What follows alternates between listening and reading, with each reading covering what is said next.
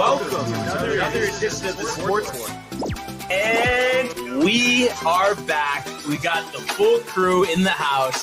That is what it's all about. The Yankees, out of any team in the league, are the best equipped to handle a blow like this. I think there is a higher power at play here. He's due law of averages. That dude is the ultimate scrub. It's trash. Yeah. Every person you have in there is fucking trash. Next game, you're going to see a big performance. You can see it in the end of the game, and I'm just totally stoked and excited for this. And we are back. Welcome to another edition of the Sportsport here on a Wednesday. And once again, it is the Barnes and Tony show. Anthony, how you doing, my friend? I'm all right, dude.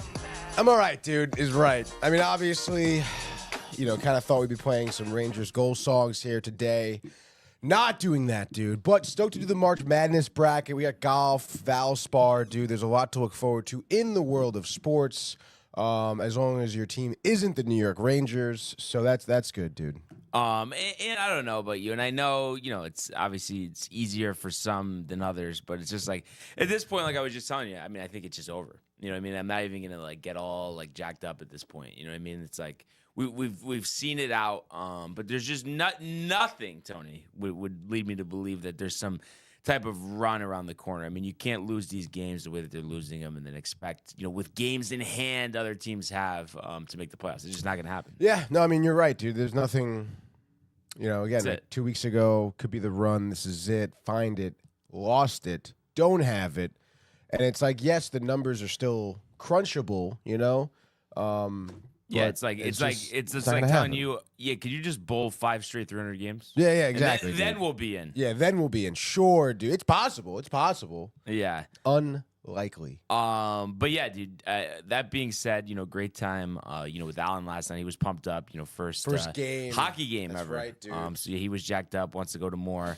And then I was just telling you, it was crazy because trying to think. So the train was at 10:06, probably 9:43 or something. The game ended, and it was not that it would be that much difference, but you know how it's like, okay, the game's over, you're tight, you just want to go home. So it was like the GPS was saying I think I was going to be 4 minutes get to Grand Central 4 minutes after the train was scheduled to leave, and then would have had to wait another 40 minutes, get home a half hour after all this stuff. So obviously I was psyched. So went full sprint. I don't know if I've ever run that hard. And, you had to stop obviously because, of the red lights, people in your way, this and that. But by the time I got to the train, I mean, basically drenched, from how much I had to run. And what is it? Just what, if you're just down, what do they call that? When it's you're going 33rd, what is that do they have a name for it? Were you going, what do you mean? When you go down 5th Ave? I guess it was 8th and then to 7th. Okay. And then down that way. I mean, what is that referred to as? Where you go from Grand Central all the way to Madison Square Garden. Is there it's not the Avenues of America, right? No, that's something else. I mean, the Avenues of America is 5th Avenue. Okay. But I mean, you can take 5th Avenue, I guess, down, but then you got to get back over to 7th. So. But I mean, a sprint and literally, I think that's why I had a tough time getting to sleep. I feel like my lungs, I couldn't handle it. It was just because I'm tired at the night. Yeah. We're talking full sprint, literally. And I guess you could say when I got to the actual track the train was on, there was 3-4 minutes to go, but then I walked down. So by the time I actually walked down, 1 minute to go, got a good seat. Sweating. Sweating. But was in bed around 11. So it's tough with those time differences between the two trains, dude. I mean, have to then. I mean, imagine you missed it. You got to sit there for 45. No, and then minutes, it was dude. the conundrum, as you would say, because the next train was 3 minutes later. If that happened to come and play, and then or it was you could wait another half hour. But if you waited a half hour, you'd only get 5 minutes later, and then it would be a direct train rather than doing all the stops. Oh. And then you're on the train 20 minutes long. It's just I don't know. I was having a tough time deciphering that one, but obviously, luckily, I didn't need to. So yeah, no, that's great, dude. I'm glad it all worked out. You got home safe, dude. That's good. Yeah. That's good. Yeah. So overall, I mean, obviously good to be there, but you just, definitely bitter taste in your mouth, when you don't get a win.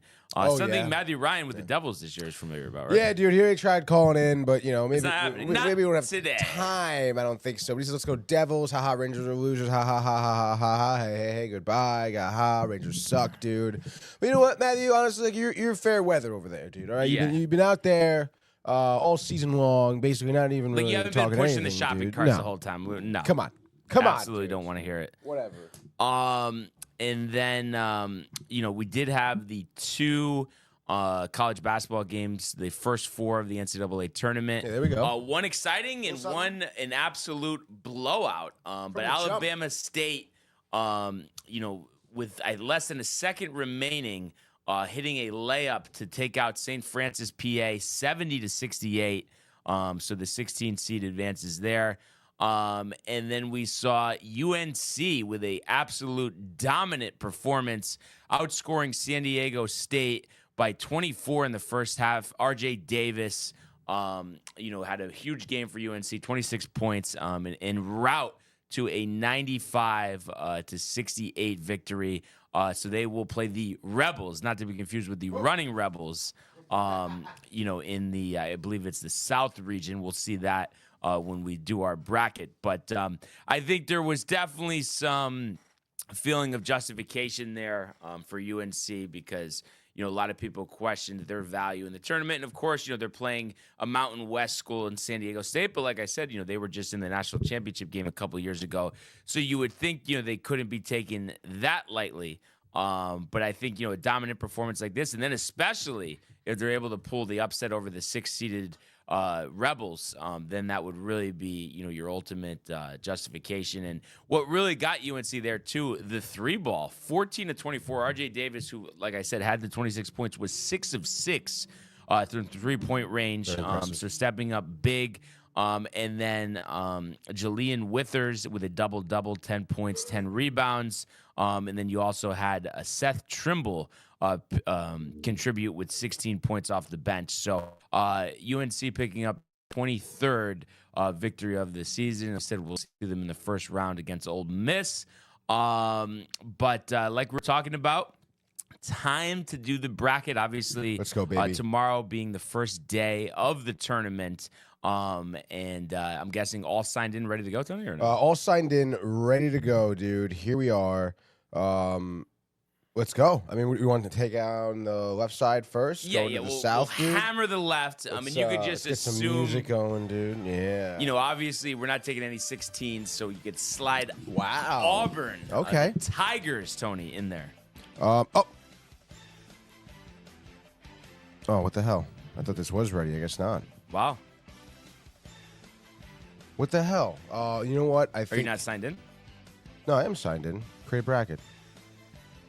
All right, here we go. There we go. Right? Here we go. Yeah. Auburn. Okay, Bang. Auburn in, dude. Interesting one here. The 8-9 matchup between Louisville and Creighton. And actually, I don't know if it was over the last 10, 15 years, the 9 seeds actually have a higher winning percentage.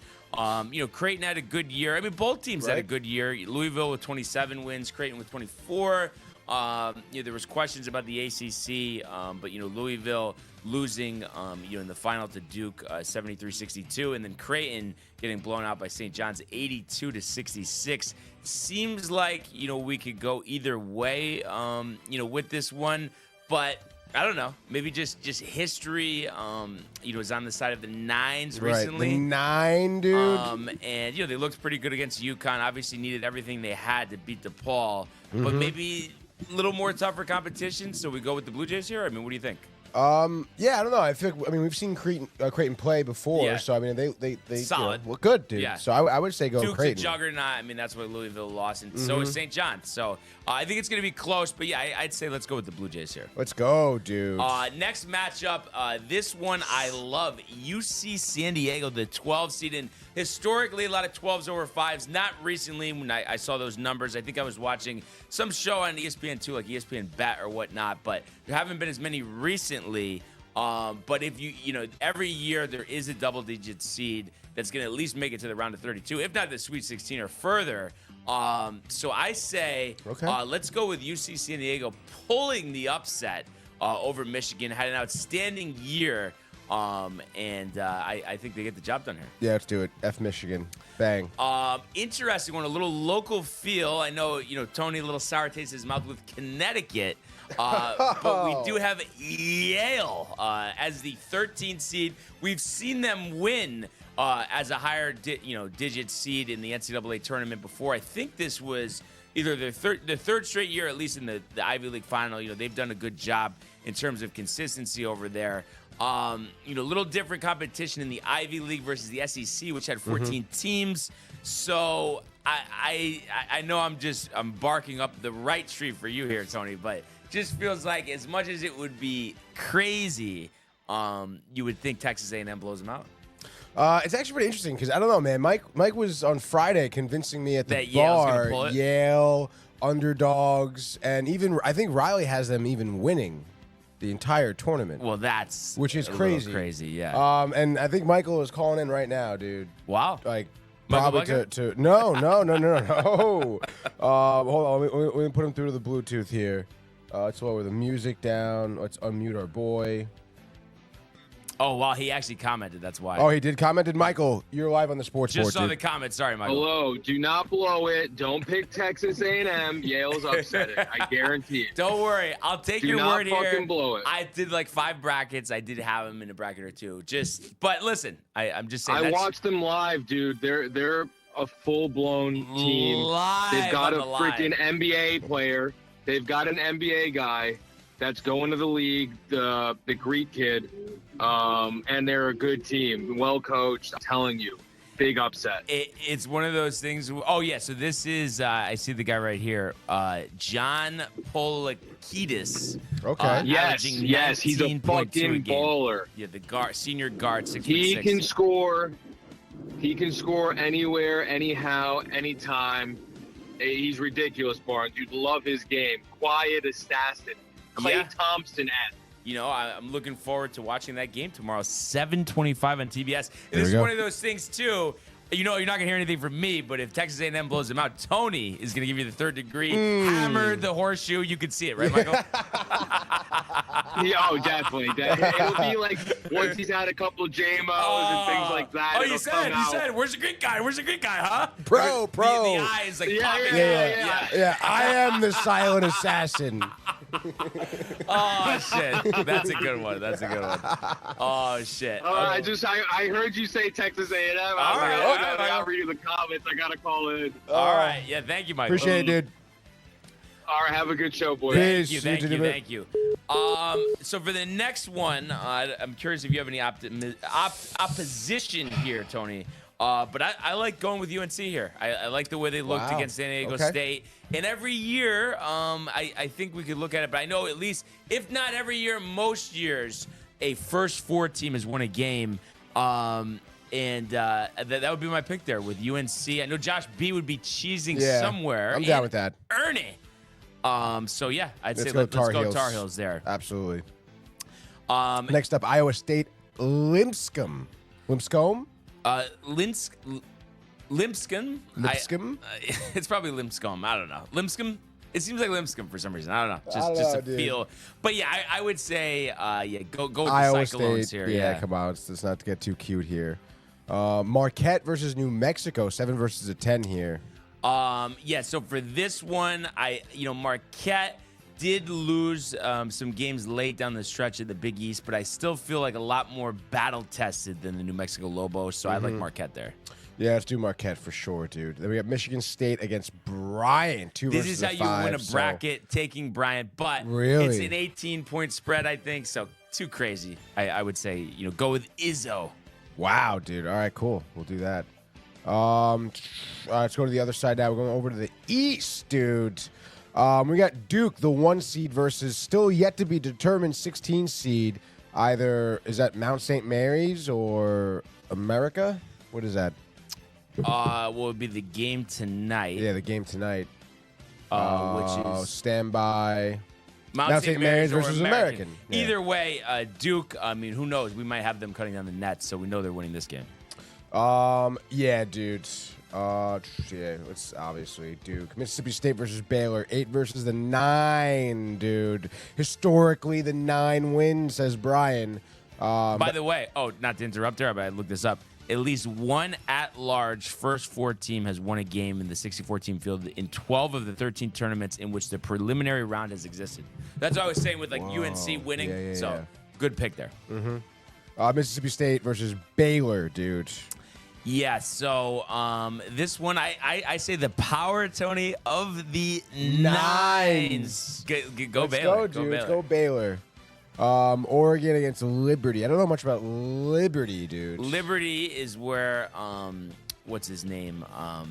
Seth Curry went to school before he transferred to Duke. Oregon in the Big Ten this year, had a solid year. We got to do some upsets. I don't know if Liberty, though, is the one, right? I mean, what do you think here? I mean, just looking at it quickly, Liberty 28-6. I believe they're still in the Big South. They won that conference tournament, but the Ducks 24-9, and they are led by their senior center Nate Biddle. Tony, 14.1 points per game, 7.4 rebounds. Okay, I say he goes for 20 and 20 in a 20-point rout. Quack, quack, quack. Let's go Ducks, baby. Next game, we have Arizona and Akron, Ohio, dude. Yeah, I'm looking for upsets here. I don't know. Arizona, they're in the ACC now, I believe. And it just seems, I know we got to do some upsets. Maybe the next pick, I don't know what you were thinking about Arizona. They're the Big 12. They're the Big 12. I mean, I don't know much about Akron, that's for sure, but I've seen Arizona win plenty of games. Yeah, and that would be a classic matchup, obviously in different conferences now between Oregon and Arizona, the former Pac-12. Bang. So we'll go with that. I think BYU going down? history has shown VCU, obviously Shaka hasn't been there in a while, but they've made a final before as an 11 seed. So I just think, nostalgia-wise, I think they could pull it. Let's do it. VCU, bang. Moving on, dude. They'll be playing the winner of Wisconsin against Montana. Tony Mount. No. I think we got to go with Wisconsin. Yeah, probably. It's probably a good idea there. Watch out, dude. St. Mary's here against Vanderbilt. 7 for St. Mary's. They're playing the 10 seed Vanderbilt. Got to go with St. Mary's here. I just them in the tournament, strong history, and I think they're able to get it against a weaker SEC team. This could be quite the upset, dude. Robert Morris against Alabama, dude. Robert Morris sucks. Bob Morris, yeah, he can't do. They did beat Kentucky. I think it was the NIT years and years ago. Their coach was a psycho, got fired, anger problems, all of that. Wow. But give me the Crimson Tide. Yeah. Let's go, baby. All right, let's go back over now to the round of 32. We'll send it back up here in the southern matchup. Auburn against Creighton here. I mean, does the 9 keep upsetting? No. Auburn will get the job done. Wow, there. the 1 seed moves on. This next matchup, I don't know if we're going to get Michael calling in again here, but we have and I Yale. hope he's not tight. My pick would be UC San Diego. 30-4, won their conference tournament. I know the Greek guy and all, Tony. But give me UC San Diego. UC San Diego off to the Sweet 16. Are the Tar Heels joining them? Are they beating Iowa State? Yes. Yes, You need dude. those type of picks there. Iowa State typically struggles in the tournament, too, by the way. There we go, dude. They'll be facing off the winner of Marquette or Michigan State. Izzo hasn't had the best track record recently in the tournament. I like Marquette and Shaka Smart, who we were just talking about, now the coach of Marquette, to get the upset, the 11-7, with a chance to go to the Elite Eight there. That's pretty impressive. Good for them, dude. Swing back over to the East now. Duke, Baylor, Duke. Blue Devils all the way. But then now here we have the Ducks against Arizona, Tony. dude. Biddle, dude. 20-20 again, dude. Yes. Bang. Love how you remember this center. school. Honestly, we know you're locked in. That was a little test. Not going to lie. A little test. Oh, my God. All right, VCU, Wisconsin. I'm going to say let's go VCU. All right, let's get an 11 there, and another 11 in the Sweet 16. Another 11, dude. St. Mary's, Alabama. I mean, I would pick Bama. Yeah. Okay, let's you're do right. Bama. I was thinking St. Mary's until you said it. Yeah. Just to keep going. Let's go Sweet 16 here. Auburn and your UC San Diego over there. Yeah, I would love it to be UC San Diego, but not today. What's the infatuation with San Diego? Their game was on the other day. Yeah. It looked really good, and I actually didn't know much about them. And I see they're 30-4. Mm-hmm. They rank metrically very well, I think, defensively. Okay. So just that caught my eye. All right, so Auburn moves on to some of the final rounds here. Who's going to join them, North Carolina or Marquette? I would say I think we go with North Carolina still. I think the run, RJ Davis, really going and going. Almost like the power hour. I heard him do it yesterday. So ridiculous. It was 15. It was literally 15. Oh, my God, dude. What do you got now? Duke, Oregon. Wait, we finished the bottom? I don't know why I thought there was another game. No? Oh, okay, you're right. Yeah. Never doubt the Swami, as Ernie would say. Whoa. Duke, Oregon. I mean, are we still sticking with the 1 seed here? Gotta do it. Gotta do it. Duke, moving on. Against the 2 or 11? Yeah, gotta go with Alabama. Gotta go with Bama. Wow, dude. Okay. All right, dude. So now we're in the final rounds here. It's right to the Elite 8. So, okay. 4, really. Yeah. I don't know why. See, that's why. Wait. See? I knew we missed something. Dude. God damn it, it's dude. All right. We can catch up. Let's double back here. Yeah. West Florida. Yeah, how did right? UConn? Norfolk. We didn't want doing Sorry, anything, guys. dude. This is like a grid. I mean, do you want to finish? We'll just finish these two first, right? Okay. Right? Sure. So let's do Auburn, North Carolina. No, it's gonna be both ones. I hate doing it, but there'll be some more. There'll be some differences in Auburn and Duke moving on, yeah. Dude. Wow, dude. All right, so let's go now west and the Midwest. Start with the West. Why not, dude? Florida, Norfolk. Norfolk. I don't think the folks there are gonna like watching this game. Landslide for Florida, Tony. Bang. Florida. UConn playing Oklahoma, dude. You already know. UConn.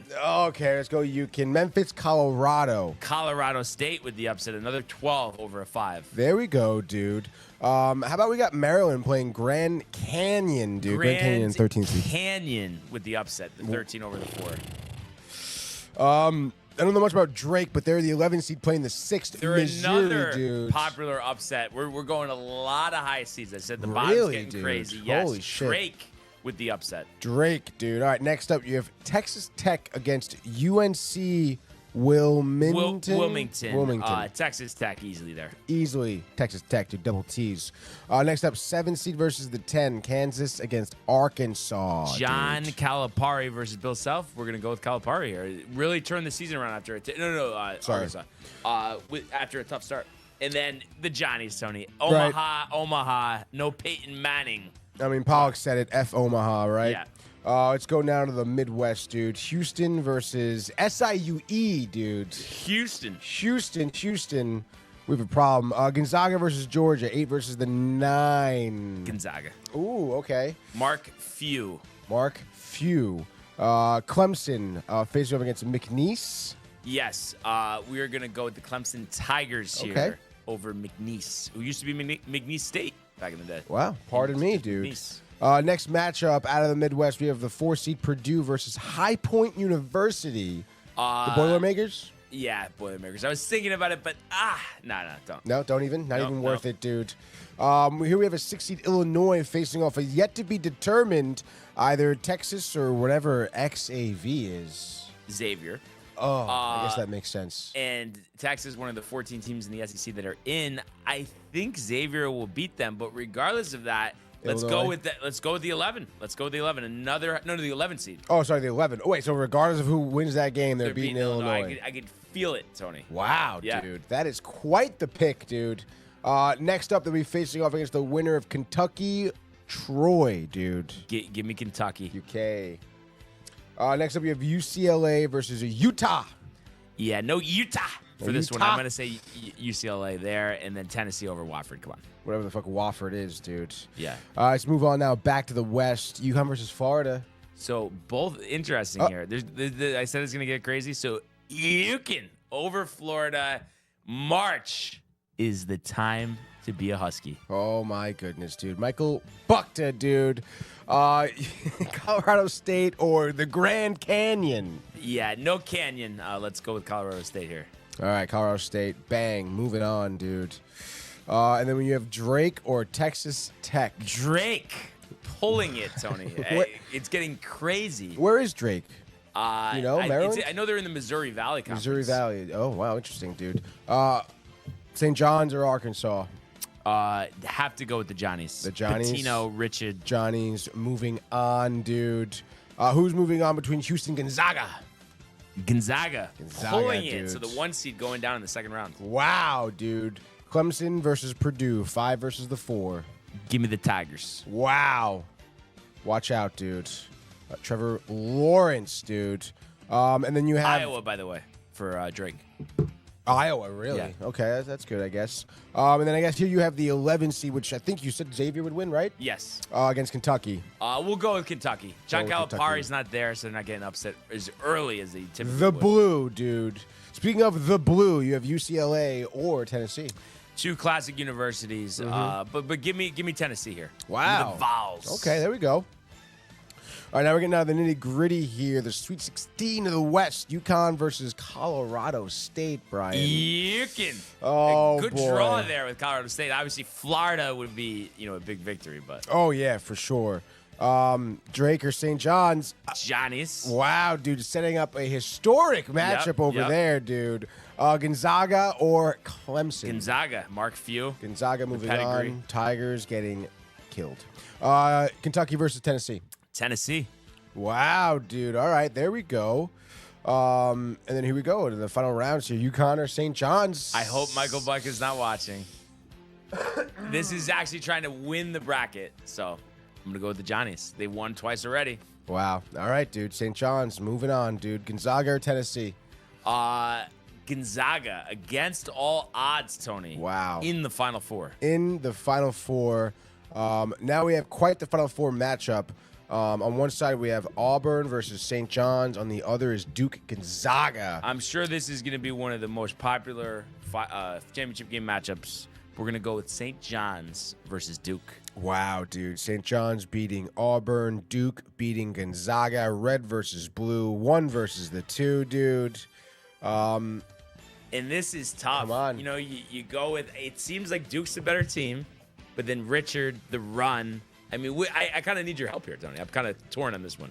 I picked both teams to win in my couple Is brackets. Flag going to be totally healthy? Yes, he's supposed to play the first game. Okay. Yeah.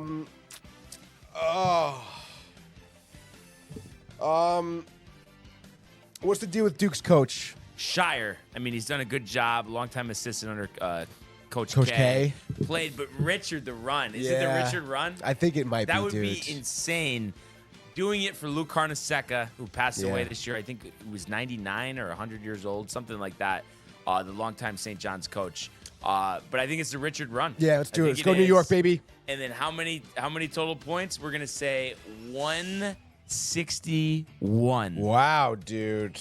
We have Michael calling back in, by the way. Stand by, Michael. 1 second. Michael, you're back live. Did you pick the championship? Yeah. Oh, you guys picked it already? We literally just did like a second ago. Are you all right? You didn't fucking my phone call. What? You didn't answer my call. Oh, I didn't get another phone call. This is the phone call I just got from you. You waited too long. Who'd you pick? We just picked St. John's. Yeah, baby. Fuck. Oh, so that's what you were hoping for. New York.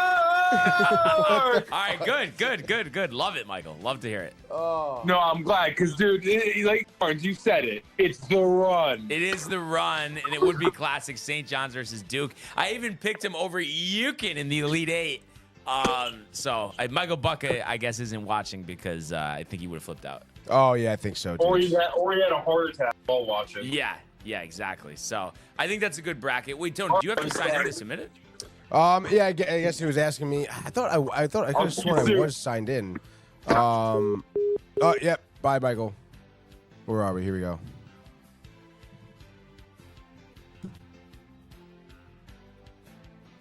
Oh boy. Jay wants to know why Michael's using a voiceover. That's what it sounded like, right? A little bit. Yeah, dude. I don't know. Maybe it was just a phone call or something, right? That was kind of interesting, dude. But we fucking did it. Yeah, we really did do it. Bracket in the book. And we're the Michael with the. Oh, do this first. Okay, let's be in the contest. UNC run would be historic. We had them what? Sweet 16, right? Yes. Sweet 16. Nobody come hunt Tony down. Oh, well, no, we're talking. I know better, Brian. Dude. Let's see. Is he going to go for NCAA team, St. John's? Wow. Look at that, dude. How about that, dude? Yeah. There we go. So, bang. St. John's Richard cutting down the nets. It's interesting. Oh, yeah, it was Auburn. Right. Okay. For some reason, I forgot it was that. But yeah, so excited. And we do have, like we said, the 2 games this evening to complete the first 4. And be interesting to see, if we get at least one highly competitive like we did yesterday. And then, of course, we had the one blowout. But the first one, it seems like I'm getting a little lag over here, but is between American, Tony, the battle of the 16 seeds once again versus Mount St. Mary's. American, 2.5-point favorites there. Any feel here with a total of 128.5? Not expecting a lot of scoring. Yeah, I don't know. I wouldn't. I guess I would go again. Mount St. Mary's is a team that I've seen play before in the past, so I guess give me the Mount. Wow. Give me the Mount, dude. Over under 128 you mentioned. Yes, very low. I mean, I don't know. I feel like it could go over though, right? Like why can't this game be like 71-66? I think it's the style of the 2 teams. Yeah. So I'm gonna say, and by the way, they're in Maryland, and is American isn't American University in DC? I would think so, right? I mean, they're American University. Why wouldn't they be in DC? Yep, it is private university. Private university. But I'm gonna go with American, Tony. I think it's for America, 2.5-point favorites. I think a tight one, but I think it's 60-57. So give me American in the under. You're going Mount St. Mary's in the over? Yes, that's right. And then second game, 9-10 on True TV. Battle of the 11s. Xavier versus Texas. Xavier 21-11 Big East. Texas 19-15 first year in the SEC. Xavier 3.5-point favorites. Total 151.5. I mentioned it before. I'm going to go with Xavier. I thought they played well as the season went on. And that's actually Sean Miller, the coach there, who coached Xavier earlier and then was at Arizona, the DeAndre Ayton, wiretap, all that stuff. But he's rebounded nicely, like his pedigree in March as well. So I'm going to say Xavier winning that game. Let's say 75-70. So give me Xavier in the under there. What about you? I mean, let's hook him. Why not, dude? Give me Texas. Okay. And I'll keep it clean. Give me the over as well. Even though 151 is pretty high up there. I say Texas takes this one. I don't know. I'll say, honestly, like 78-75. 78-75. Okay. All right. So March is in full effect, Tony. That's right, dude. And you know what else is in full effect? The PGA Tour. That's right. Back on the first tee tomorrow, Innisbrook Resort, Copperhead Course. We're back in Florida. And like we said, this is a tournament. This is a course that Michael Domek played last year, and it seemed like he was very impressed with it. And like we mentioned earlier, there's a decent field here, which we'll get to. But in terms of the specifics, of the Valspar Championship, this has been around since 2000. Palm Harbor, Florida. Tournament record score all the way back in 2004. Tony's favorite Fijian, Vijay Singh, with a 266, 18 under par at that point. And your defending champion, Peter Molinari, was 12 under, a 272. So that was 6 strokes higher than what Singh had pulled off in 2004, 20 years later. But that was a 2-stroke win over Cam Young. Taylor Moore, 10 under and 23, 1 stroke over Adam Schenk. Sam Burns won his second of 2, back-to-back wins, both at 17 under. 2022 was a playoff over Davis Riley, and then he had a 3-shot win over Keegan Bradley in 21. No tournament in 2020, and Paul Casey also went back-to-back 2018, 2019. It's kind of interesting that you had, 2 back-to-back champions in a 7-year period. And purse-wise, a tournament high here, $8.7 million, with the winner getting $1.566. And in terms of the measurables here, you're looking at a par 71, 7,340 yards. And who's in here? Well, 3 golfers in the top 10, excuse me. Xander Schauffele, Tommy Fleetwood, who I saw, despite never winning on the PGA Tour, I know he's won European events, has made $25 million in his career. But he's the 9th-ranked golfer, 2nd highest in the field. JT comes in at 10. And then you also have Sepp Straka, Shane Lowry, Victor Hovland, Billy Horschel, Sahith Theegala, Thomas Dietrich, Corey Connors, Tom Kim, Adam Scott, Sam Burns, going for his 3rd championship here. Lucas Glover, Byung-Hung An, JT Poston, Steven Yeager, Matthew Pavone, Nico Echevarria, also Ben Griffin, Ramos Hogard, Michael Kim, Cameron Young. Wow. And then Joe Highsmith, who won a couple weeks ago, and then Will Zalatoris, who's been playing better of recent. And we even go down to Jordan Spieth. So a lot of different ways to go here, Tony. But if you had to go a winner and a sleeper for the Valspar. All right, so I'm going to go with Tommy Fleetwood for my winner. He's due. I like Fleetwood here at Valspar. I do think he is due. The body of work is pretty consistent. He's been playing well this year. You mentioned never winning on the tour. But obviously, he does have some top finishes here. Top 20, he tied for 22nd at Pebble Beach, tied for 5th at the Genesis, tied for 11th at the Arnold Palmer, and just tied for 14th at the Players. And I believe there is going to be some weather this weekend, if I recall correctly. I think it's going to be a little rainy and windy. In any case, though, I would imagine the Englishman, who obviously proved himself last weekend, at the Players, can definitely battle through some of that. So I would say give me Fleetwood, dude. And what is his score going to be? No rain. No rain, no nothing? No. 76, 63, 69, 79. So all sunny. All Thursday and Sunday are partly cloudy with sun, and then full sun Friday, Saturday. So pretty good. Never mind then. But in any case, Fleetwood's 13 under, let's say. Kind of fits the narrative, right? Yeah, fits the narrative, the mean scores, I would say. And then for a sleeper, I would go with my guy Yeager, I guess, but I don't want to just keep picking him as sleeper. So I'm going to go with Lucas Glover. It's his 4th start in a row this year, which is pretty intense for the 45-year-old for sure. But you know what, dude? He did the same thing last year. Valspar was his 4th start in a row, and he finished 11th last year at Valspar. And not for nothing, dude, Glover has been playing really well. We just saw him be competitive at the Players and stuff like that. So give me Glover for a sleeper. And what was the score there? I'd say 12 under. 12 under. Okay. Somewhere on the side. I'm going to go with a guy who's had a little bit of a seesaw of a season, and we saw that in full effect last week at the Players, opening with a 78, second round 62, and then finishing 73-73 for a tied 33. Previous week at the Arnold Palmer, tied 36. But before that, 3 of his previous 4 events, he was inside the top 9, Tony. And that would be Justin Thomas. We keep talking about still hasn't won since Southern Hills.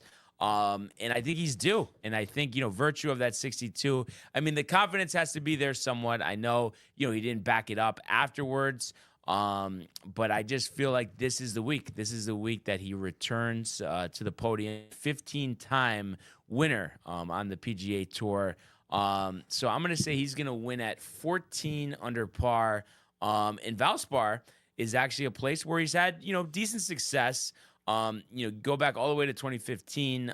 So let's see. So this is going to be his 8th time in the championship. Of the previous 7, he's made the cut in 6 of them, and he's finished within the top 20 1, 2, 3, 4, 5 times. So 5 out of 6 times. Struggled last year, but I think that was in the midst of him going through to tied 64. But before that, tied 10th, tied 3rd, tied 13th. And also had a tied 10th and 8th back in 2015, 2016. So familiar with the course. And like I said, virtue of that 62, I really think that got him jacked up. And I think he's ready for his 16th win of his PGA Tour career.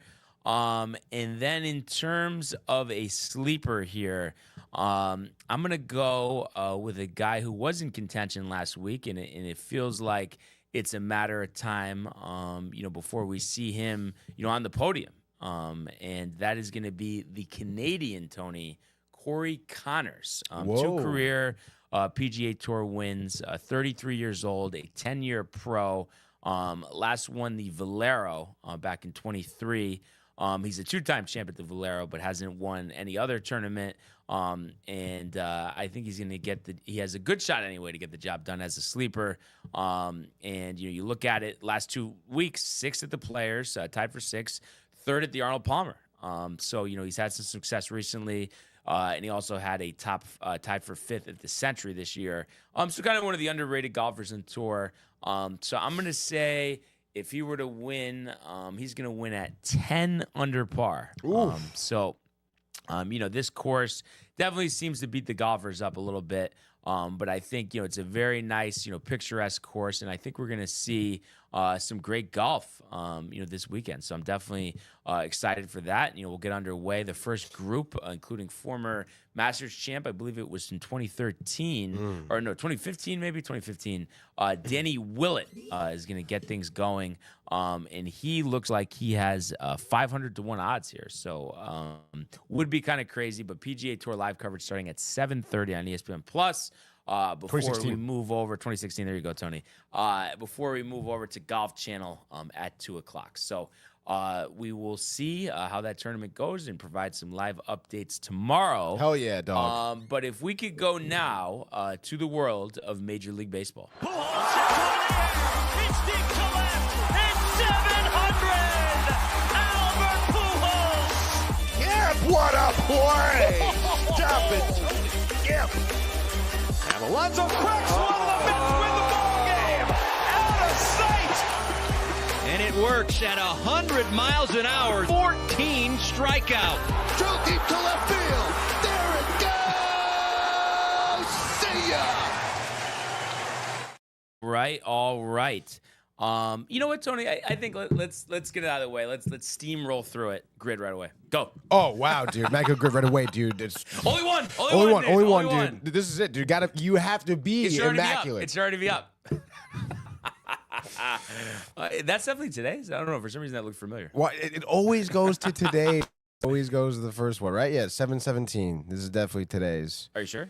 I guess I'm not 100% sure, but let's go to today, the 19th. 7:17. You got bang, me. dude. You got me, dude. All right. Red Sox, Dodgers, dude. David Price? I don't know, man. What do you got? Whoa. De Nomo.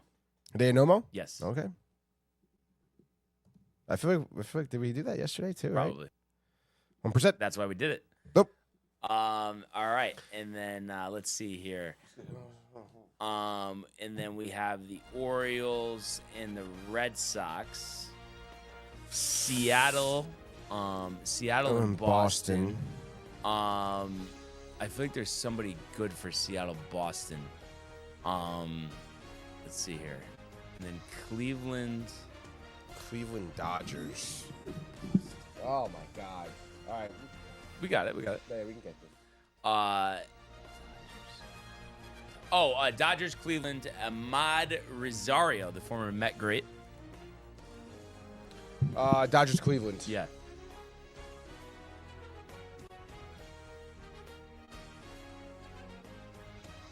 %, okay. Ahmed Rosario, dude. Seems all right, I guess. All right, here. And then let's see. So, Seattle, Boston. Ernie? Ernie, MIA. No Ernie today at all, dude. I think we need to call him. Yeah, you want me to call him, wake him up? All right, hold on. Let's see. So Kansas City, Dodgers.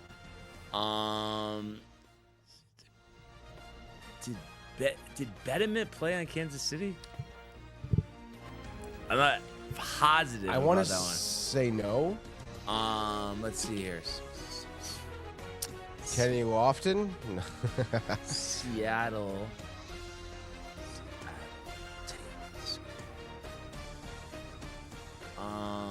Let's see here. Oh. Not Kenny Lofton. Armando Benitez. Rich Hill, Baltimore and Boston. That's a good one. That guy's pitched everywhere. 3%. There we go, dude. And then let's see. So Seattle and Boston. Mike Cameron. Mike Cameron again, dude. We used him yesterday, Yeah. too. Mike Cameron. Solid. Not bad, not bad. All right, and then Cleveland O's. Roberto Alomar. Used him yesterday too. No, I think we used Sandy yesterday. We used both. We used both yesterday? I don't know if it, I know we used. I know it was within the last 2 days. A little high, but we're moving along here. We're getting through this, dude. Yeah. All right, here. So let's see. Richie Sexton, Cleveland and Seattle. Another guy that's been used. I was gonna say we just used him as well, Richie Sexton. 6%. Okay. All right. So Kansas City and Baltimore. Ernie. Kansas City and Baltimore, dude. No worries. Jay, of course, no help with the Immaculate Grid. Fake baseball fan, by the way. Oh, come on. Do you think Jay just can name new. 5 players in the Mets, honestly? Yes, I think he could play 5 10. players in the Mets. 10 might be a stretch, though, honestly. Yeah, 10 could be a stretch. Okay. Just want a little honesty there. Honesty, right? It's good to be honest, no? Yeah, it is good to be honest. All right, here. Let's see. I swear it's Seattle and Kansas City. Yeah, that's Shortstops, tough, dude. Baltimore, middle infielder. Oh, didn't Tejada play for Kansas City? I think he did. Go Miguel Tejada. For Baltimore and Kansas City. For Baltimore. Yeah. Again. 12%. Okay. That's correct, dude. That's what you want. Moving and grooving. Moving and grooving, dude. Did Jamie Moyer pitch for Kansas City? I'm not sure. I I don't feel know. like Betterman played for Kansas City and the Dodgers. I know he played for the Dodgers. Didn't we use his name yesterday, too? Oh, Ernie says Wilson Betterman every 5 minutes. Yeah. You want to try? Whoa. Maybe. I think so. I'm gonna just be so annoyed if it ruins it though. I know he played for I'm positive about the Dodgers. I'm just trying to think about other guys. Trying to think. Shortstop. Mariners. Let's see here. Who else is it? Did Adrian Beltre play for Kansas City? Where did he start? No, he started with the Dodgers. Damn. I don't think he was on Kansas City. I don't think so either. So I was, that would have been Seattle and the Dodgers too. Just trying to think about other guys on Seattle. I guess or Uribe. Did Juan Uribe play for Kansas City? I want to say yeah, right? Oh, it's so I know it's one of those guys. Uribe or... Yeah, or Betterman. You really don't think we try to patch Ernie in? You want to text him? I don't have his number. Do you have his number? Oh, yeah. Yeah. I feel like just call him, honestly. You think that's all right? Yeah, I mean, yeah. Obviously, if he can't answer, he's not going to answer. All right. Here we go.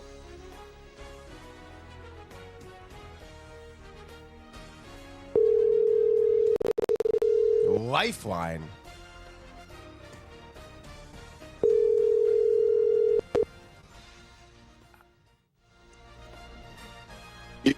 Yeah. Ernie, you're we're live. Just quick lifeline. We just need 2 grid picks. If you can help Immaculate us grid out. right now. And I know you know this. Oh my goodness! You're catching me off guard, yo. I'm doing prospecting, produce market. Oh my God. Well, first of all, did Betterman play for the Royals? I don't think he played for the Royals. Did Juan Uribe? Oh. Because we got Kansas City and LA. That's one of 2, and then Seattle and Kansas City. Seattle, Kansas City, and L.A. and Kansas City. Fucking Kansas City Royals team. You know what? Actually, yeah. Wilson Bettamy did play at Kansas City. So I'll go with that. Okay. All right, cool. Please no Liriano. There we go. Got it. Point four, and we knew dude. it, but we needed you to confirm. And then Seattle and Kansas City. Did I don't know, Bud Black? No, not Bud Black. Yeah, you said Seattle and Kansas City. Yeah. Jason Vargas? You mean you could Jason do Vargas? Raul Ibanez? Yeah. Yeah.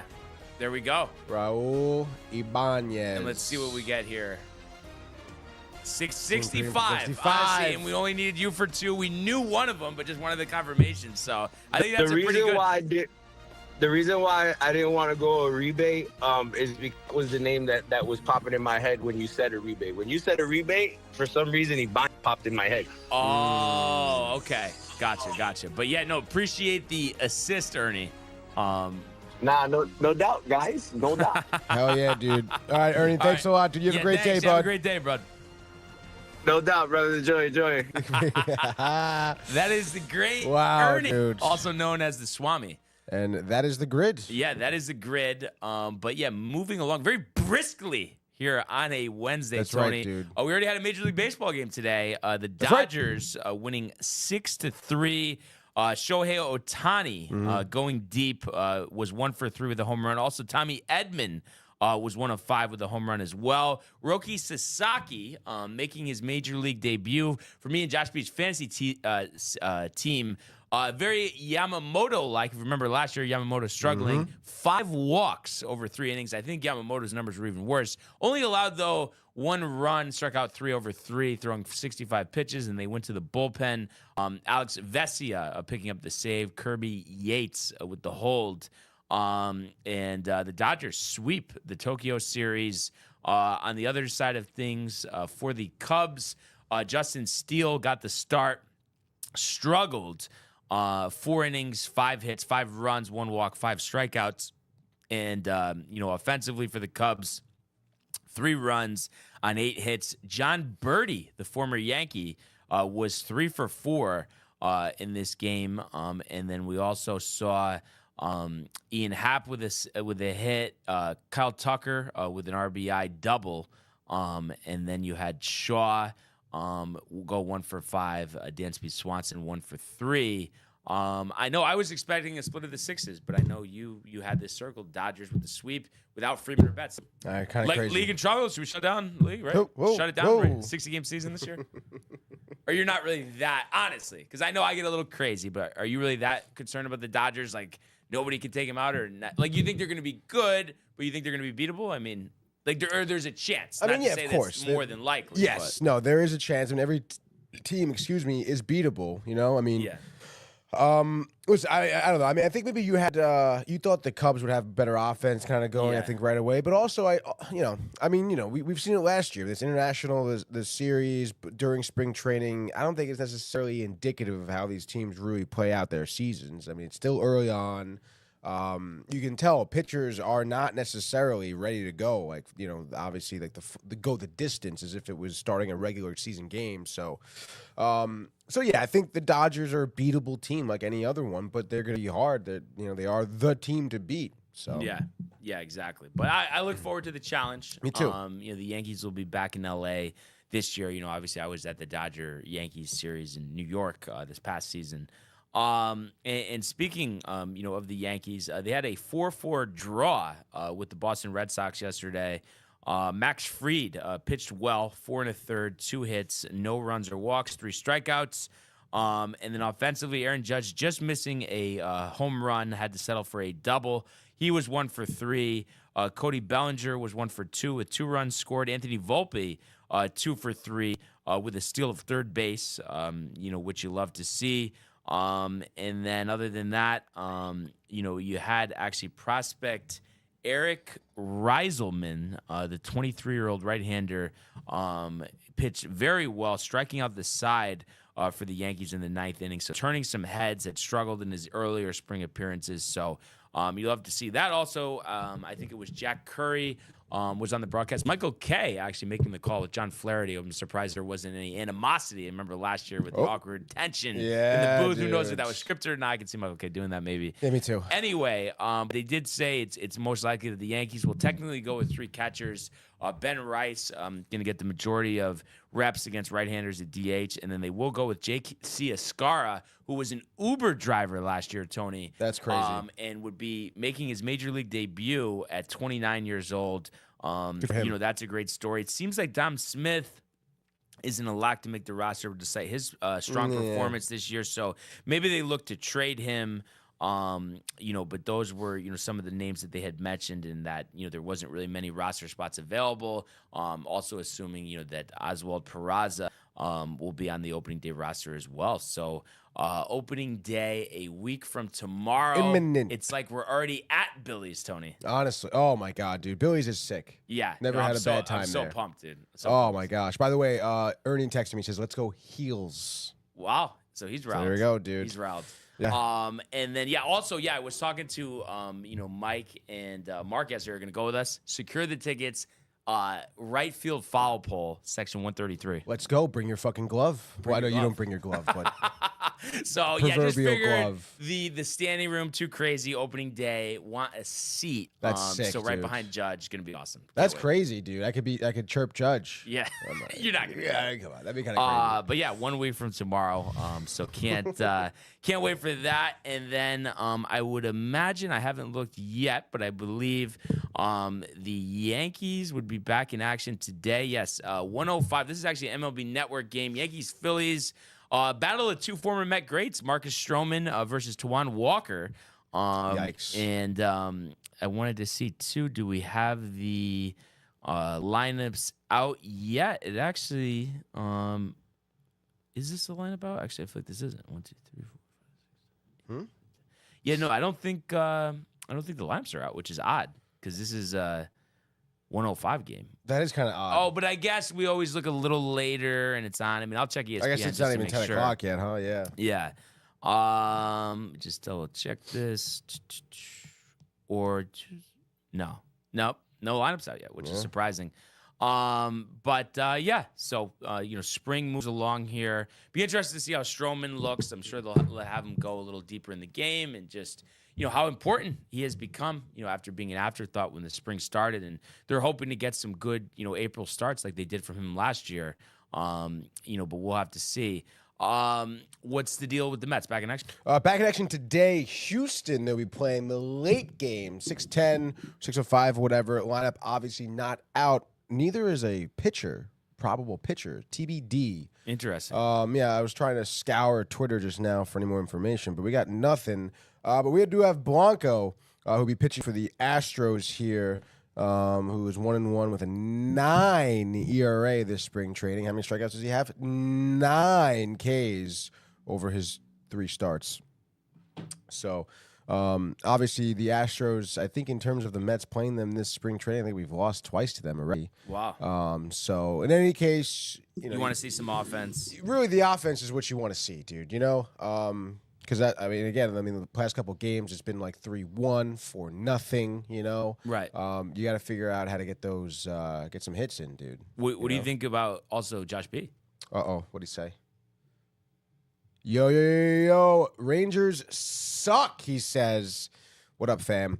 He's not wrong, I guess, right? we know he's a fan, so he's not no Matthew Ryan, I guess. But yeah, it's tough to hear that, dude. It is tough, and unfortunately, it's a good segue, Tony, to go to the world of the National Hockey League.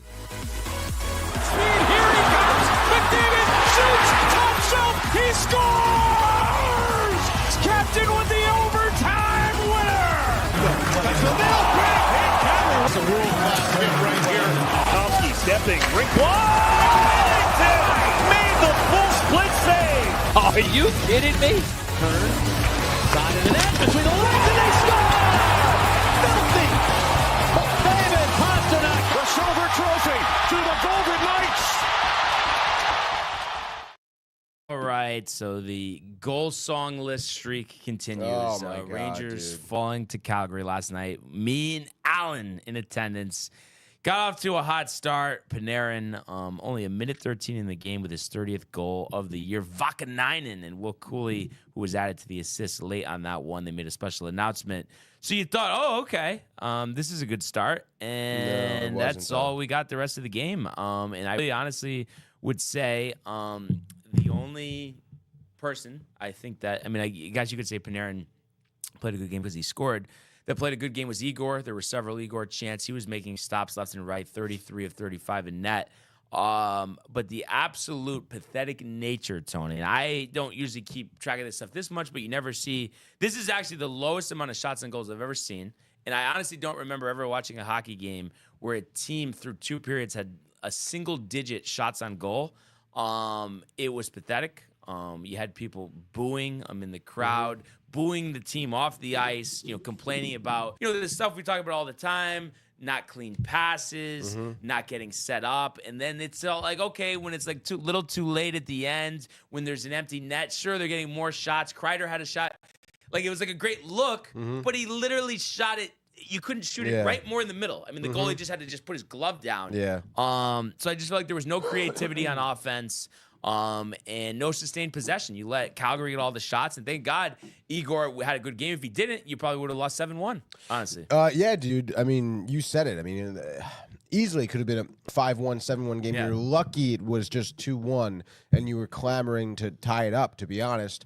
If there were 20 good chances during this game to score, Calgary must have had 18, 19 of them, because the Rangers had nothing going for them. This is the lowest amount of shots they've had on goal at the Garden since 1985, Brian.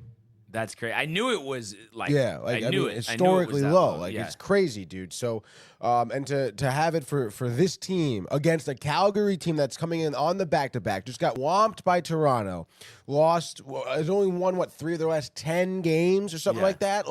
They've not been playing well, and you get absolutely trounced by them. And I know maybe the score doesn't necessarily dictate that, but look at any other statistic. You watched this game last night. Pathetic. It really was absolutely pathetic that they really couldn't, after scoring within the first minute and a half, 2 minutes. You can't get it together and keep that type of intensity up. I don't know if the Rangers, if they just thought Calgary would come in here on the back-to-back and roll over. Right.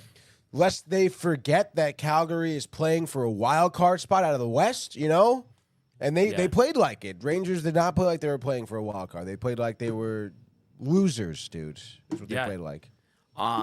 So I hate to be that guy, but I don't know. For me, it just spells season over. It spells trouble is what it does. How do you really, you know what I mean, right? How do you bounce back from this? Again, statistically, they can still make the playoffs, but, if you want to give them the eye test, Brian, What? doesn't look like it. They don't have it. Take him out. Give me the ball. You're out of the game. Bring someone else in. It's like I almost have more confidence in the Islanders making the playoffs, honestly. What, now that's a little crazy? No, I just... Look, at the end of the day, it's really about what the players are putting out there on the ice. And, last night, and I don't know what it's stemming from, but they were not ready to play that game. No. So even if they do, pull something out of their ass and they make playoffs, this isn't... You're going to get swept by the Capitals. This isn't UConn, okay, where it's like, oh, they can flip the switch. Laviolette doesn't have his inner Hurley. He did win with the Canes. What was that, 06? Cam Ward? 06, 08? One of those, Yep. I think it was 06 for some reason. I want to say it was, was it? Maybe 08 was Detroit then? One of those years was Detroit. One of those years was Carolina. I thought Detroit was like 03 with Dominic Hasek, no? With Brett Hull? Brett Hull? Mm-hmm. Are you looking it up right now? Is that what you're doing? Oh, it was 2005 and 2006. For Carolina. So it was 06. And then let's see. So Detroit. Then was it the Flyers in 08? Stanley Cup winner 08. I didn't even know the Flyers. I don't even remember ever the Flyers winning. Jeremy Roenick won a cup? Mm-hmm. So Detroit was 2001, but also won in 07. But who was the goalie? They won in 08. Yeah. Yeah. But who was the goalie in 07, 08? Let's find out.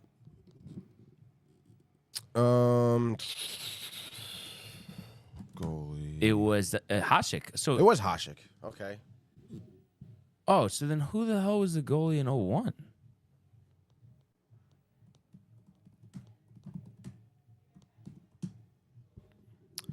Let's see. The 01-02 It was Detroit Red I don't know Wings why must I have was still thinking been Hasek Hasek. wasn't on the team that long. Why did I think that? I don't know. I'm getting confused with somebody else, I think. Yeah, maybe. Hasek. Oh, but you know what? He left and came back. He was He traded left to to Ottawa. Ottawa. Yeah. For that 1 year. 05-06. Yeah. Came back, won the cup. John Pollock. Winnings trophy. You think he has a Hasek jersey in his room? I mean, yeah, dude, right? I mean, if I was a Red Wings fan, I definitely would. Yeah. You know? But like, so, because I know you always say, like, you know, you like watching, like, the Stanley Cup playoffs. But I like, still will watch it. But I feel like with a sour taste. Oh, yeah, of course, In dude. or out, honestly. Like, I'm talking about whether they're in or whether out. they're in or out. Okay. Yeah, no, Because absolutely, like, I dude. feel like it's going to be the first time, because I feel like usually there's always that some level of optimism. And I think, honestly, I mean, you would know better than me, but I just think you would go into it just thinking, no, there is no optimism. Yeah, no, that's what I'm thinking right now. No, Yeah. none. Zero. Worst you've seen them play where they were near playoff contention ever?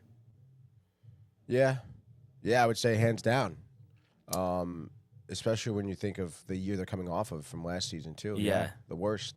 I mean, flip the script. I mean, think about the first round of the playoffs. Who are they playing? The Washington, Capitals. yeah. You know? The Capitals were limping in, wild card team. Now it's us. Yeah. Not even limping in. And I mean, what's the plan, you think, other than they were showing Peralt highlights during the break Listen, yesterday? I think it is. I mean, even though, again, like, how much confidence do I have in developed talent that we've seen from the Rangers? He does Zero, seem dude. so good. He that- does seem really good. That So, like he could just break through. I mean, I would fire Laviolette. Laviolette. Yeah, probably. Yeah, right. I mean, I what's know he hanging around for? I mean, what is this? His fifth year as a GM? I think so. I could He'll check. be fifth year. Maybe even more. It's 2025 now. I'm trying to think. No, it's got to be fifth. It can't be more than that. 21. May of 21. Okay, so this is his fourth. 22, 23, Yeah. 24, Oh, 25. Yeah, okay, fourth yes. year. Yeah, I'm sorry, Chris, but I think you got to go, dude. Back to Colony. Even though I really wouldn't necessarily say it's the GM moves that were bet. But he waited too long. He waited too long, yeah, yeah. he did. That was his mistake, is thinking that this roster would be cool this year, which obviously is wrong. And not for nothing, if you're going to get a new coach, you might as well get a new GM, get the tandem going. They know what's going on. Who is it going to be? I don't know. And not for nothing, you took Laviolette because he is that coach that's won it before. And obviously that didn't work.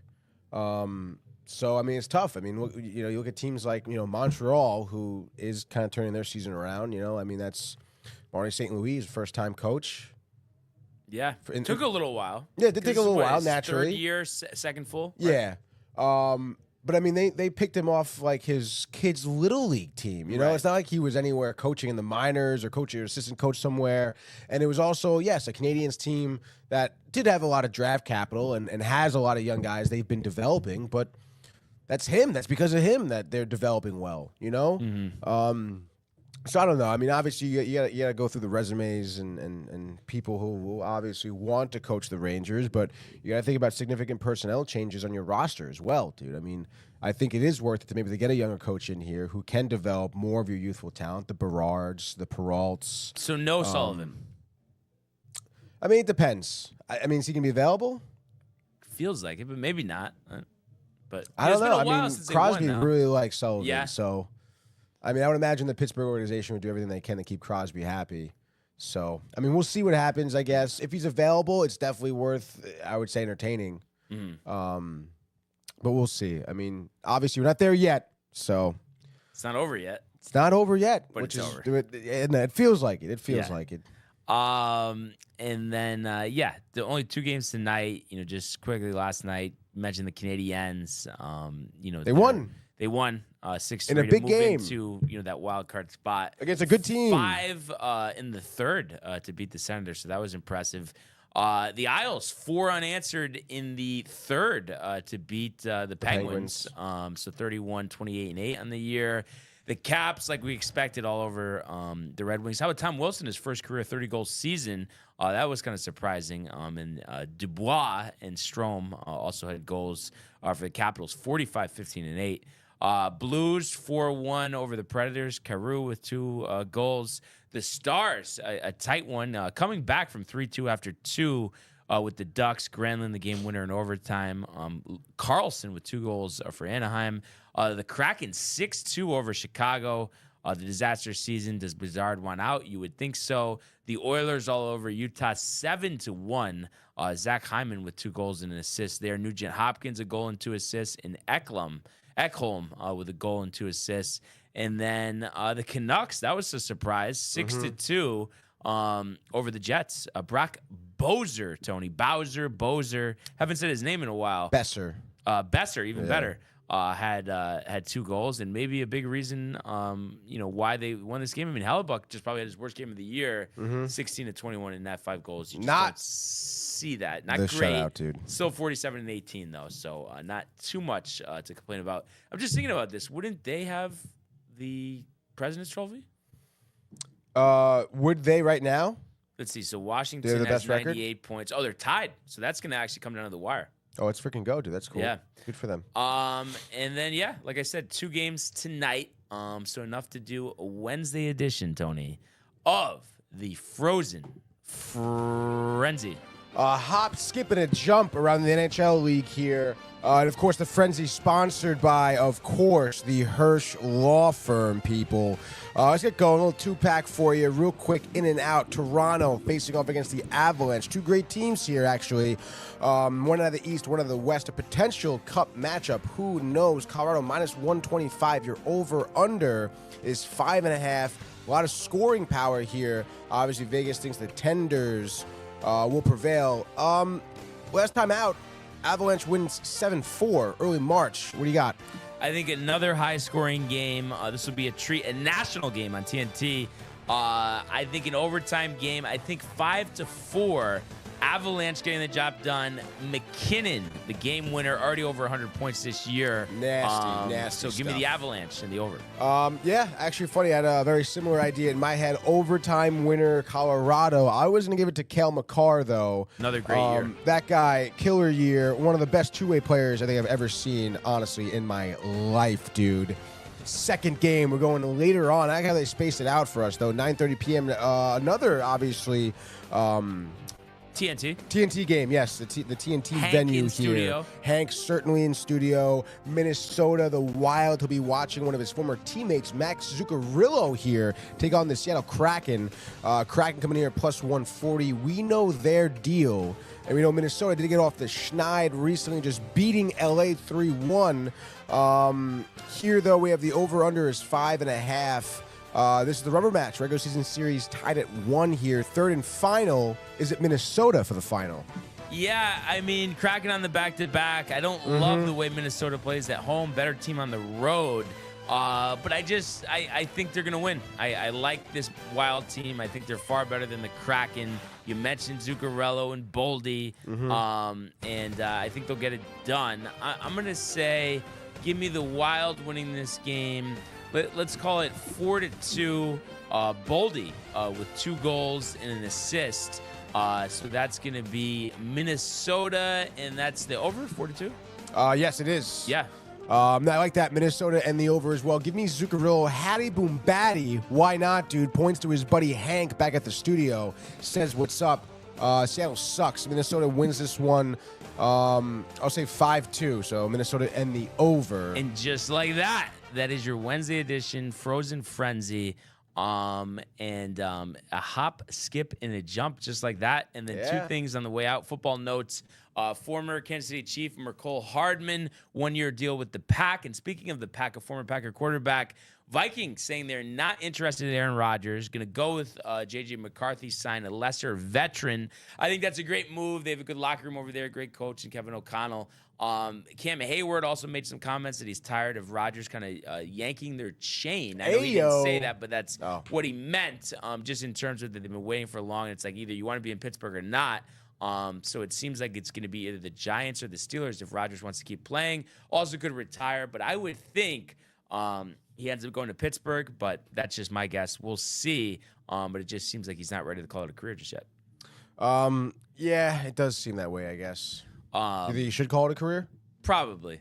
I think Minnesota would be, because the Dome going against the Packers. I think you really wanted to do that, but not in the cards. Maybe he could get Pittsburgh over the hump. Who knows? Yeah. And then lastly, Indiana. Mike Woodson. Done after this season, so they hire West Virginia's head coach Darian DeVries. Was the head coach of the Mountaineers. Them being left out over UNC. So DeVries goes to the historic program in Indiana, who's missed 6 out of the last 8 NCAA tournaments. So a chance to turn that program around. And then other than that, The Last of Us. Last of Us, that's right. Part 2, part 1, our part 2. We continue our story mode here tonight, 7 p.m., dude. So Mike, Joey, and myself in studio. A little bit of pizza, dude. A little bit of gaming. Luigi's. A little bit of fun. Probably, I guess. I don't know. Maybe not, dude. You're kind of tight on it now. It's just because recently, dude, they've been on the schneid a little bit. So you know? maybe the lettuce was more than a little it's wilted. Not, no, it's not. It's not moldy, but it could be wilted and still beat though. No, yeah, absolutely, dude. Listen, it wasn't ideal, but Crust whatever, not dude. thick enough. Ingredients. What is it? They've been having trouble with the bake. Not well done enough. Okay. So I don't know. Maybe we'll go somewhere else tonight. We'll see, though. All right. Take my talents elsewhere. Yeah. But definitely check that out. Always a good time on the Gaming Corner. It'll be a lot of fun. And speaking of a lot of fun, today was a lot of fun. And we really appreciate everybody who tuned in.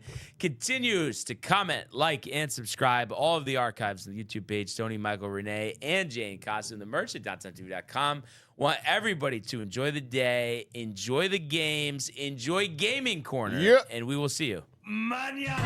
Hey guys, Tony here from Downtime TV checking in. I want to thank all our fans out there who's been liking, subscribing, sharing our content. You guys are the best. You guys are our bloodline. You make us love what we do. Thanks again.